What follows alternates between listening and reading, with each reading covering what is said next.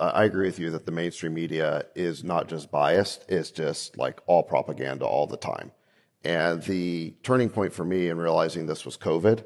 I think before COVID, I realized that, yeah, the mainstream media largely consists of liberals, so they're going to have a liberal bias. What we saw during COVID was that they were even lying about science, right? It wasn't just politics, it's like everything. We were told that the pandemic was a pandemic of the unvaccinated, even if you got what they were calling the vaccine, it didn't actually stop the spread. You go on and on that, we had to basically do social distancing, except when the riots of 2020 happened, then you're allowed to go outside and actually participate because it's a social justice cause. So therefore the health changes. I mean, it was like on and on. No and on. church, but you can go to a protest. Right. So no surfing. So it was like, for me, it became so obvious that that the media is just, again, it goes way beyond bias. It's just all wrong.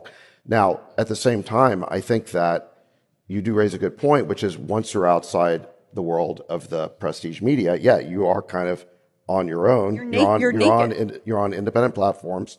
I use X to try and figure out, who I should listen to.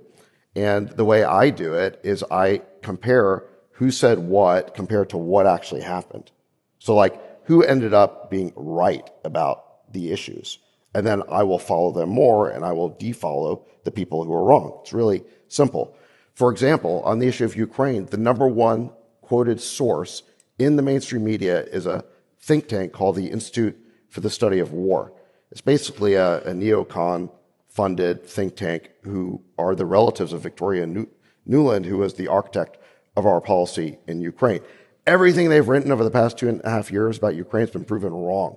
They said that the summer counteroffensive last summer was going to be a giant victory. It ended up being a disaster. Sorry, these are her relatives, you're saying? Her relatives. And the mainstream media, the New York Times, so on, quotes ISW.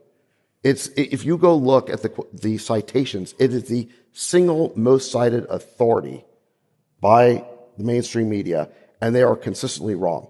Who was right about the summer counteroffensive? Well, I was, for example.